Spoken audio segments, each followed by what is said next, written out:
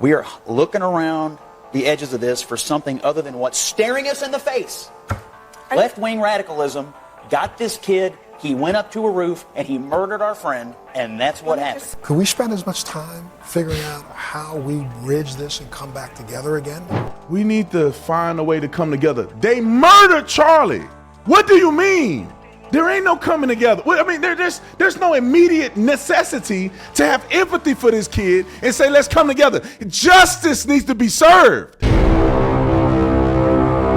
right, ladies and gentlemen, in the spirit of supporting my buddy Charlie, we made some shirts. 100% of the profit goes to the Kirk family. We're going to make sure we get it to Erica. There's no contesting that. We know them. That's our people. We got it. So you can reassure that when you purchase a product that's in the line of Charlie, it'll go directly to the family. So get you some merch, the I Am Charlie, and also the Charlie one that says We Are Charlie, and then the Freedom shirt are all available right now. Go and get it. Show your support to the Kirk family. And let me tell you just real quick why I started it is because I wanted to wear the shirt. I wanted to show support for Charlie. And I figured if other people want the same, you can do that. If you don't want any apparel, we also have a support link for you to donate. If you want to just donate money to the family, 100% of the proceeds go directly to the family. So we'll put that link in the description section as well. Show your support to the family. We love them.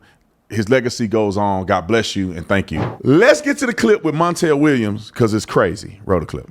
Talking about a love-torn child, a kid. This is probably his first real relationship, and somebody was disparaging the person that he loved. He sat on that building for 30 minutes before he took the shot. Why did he wait until the first word trans came up? Then he took the shot. You think he heard it? He could hear it? I think he could hear it. I think he also, I don't believe he was motivated politically. I think this was motivated emotionally. Guys, the evidence here is overwhelming. Man. He said, Charlie Kirk, I can't stand this hate anymore. I'm going to take him out. The testimony from him and the statements of his family, he had become more left-wing.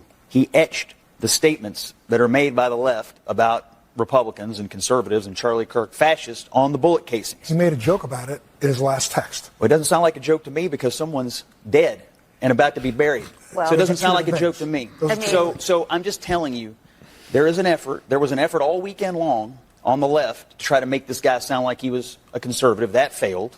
That was passed around all over the weekend. That has now failed. The evidence has now come out. He was motivated by hate. He was motivated by left-wing radicalism. He got mixed up with some trans ideology in his life. We'll learn more about that, I'm sure, when more evidence and testimony comes out. We are looking around the edges of this for something other than what's staring us in the face. Left-wing radicalism got this kid. He went up to a roof and he murdered our friend, and that's what happened. Can we, for 1 second, understand that as we continue, Scott just got all angry, got real mad. Face it, it's got to be this, it's got to be this, it's got to be this. Why can't we have a discussion about how long is it going to take for us to figure out a way to come back together? Just to be clear, I am angry. Can we just let him finish? I am angry. Scott, I'll let you talk. Because I knew it. Scott, I'll let you talk in just a second. Go ahead. Could we spend as much time figuring out how we bridge this and come back together again? You know, I used to have a note on my producer's desk when I did my show that was said, we don't belabor what happens, we try to figure out why it happens and come up with solutions. Right now, all we're doing is belaboring what happened over and over and over and over again. We're not going to sit down and try to figure out how do we stop it. If we want to stop, you got to go after left-wing terrorists. That's actually exactly the conversation we're having, is we're acknowledging there's a problem. So anybody who disagrees with you is a left-wing terrorist? Absolutely not, but if they target a conservative and murder him in brutal fashion, he's probably a left-wing terrorist. Let me answer your question. Yes, that person is a murderer. We can all acknowledge that. You said I am angry, and I'm just telling. I am channeling the emotions of millions of conservatives who are angry. They knew Charlie. They loved Charlie. They viewed Charlie as a mainstream conservative Republican voice who talked about issues that millions of Americans believe. He also talked about his faith. And he did it by going to college campuses, which are not normally hospitable to conservatives, and offering his opponents a microphone to have what we always say. In support of what? In support of what? Civil discourse. Not only that, but support of the First Amendment. And guess what? He made sure that people had an opportunity to stand in a room and talk. He was murdered trying to do what we always say. Why don't we talk to each other? So yes, there is. It's not even been a week. So you're going to have to give us a little grace on being angry about somebody who did what you always say that we should do. Let's talk. We didn't And he get much got killed. grace over. Did he we got get more killed. than a week's grace over So- two Michigan elected officials. Stop. that were murdered? I can't stop. Did I we can't give- do it. I can't do it. These son of a guns. They jump to the Michigan people. Why is it we need to find a way to come together? They murdered Charlie. What do you mean? There ain't no coming together. I mean, there's no immediate necessity to have empathy for this kid and say, let's come together. Justice needs to be served. Then we can talk. What are you saying? Let's think about his feelings and this is not the time. No, Charlie's dead. He ain't coming back. We don't get a second chance. Screw this. I want to cuss. He ain't getting a second chance. What do you mean?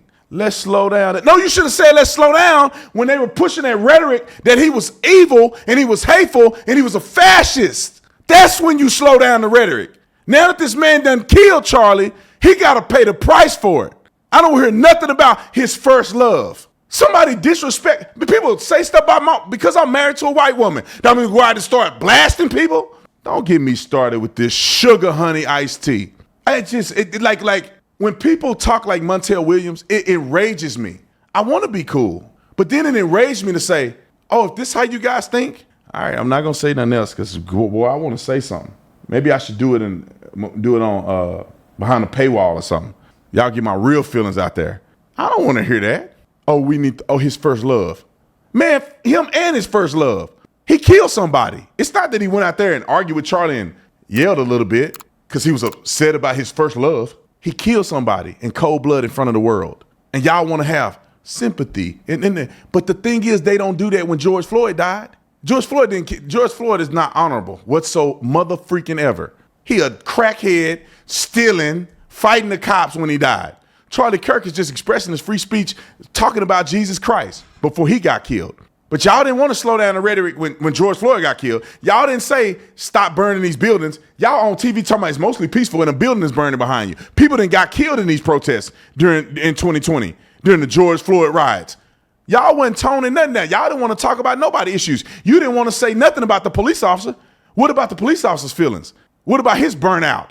What about the fact he tired of dealing with ends all day? They don't have common decency. Y'all don't want to have no empathy for a cop when a cop do something, but you want to have empathy for a weirdo that because he want another man on top of him who don't know if he a man or not, that somehow he need to get compassion because he getting stung at night. Just because you gay don't mean you get compassion. Just because you want to be what they call him, a furry. Y'all lucky I'm saved. I would be cussing and threatening people on here if I wasn't saved.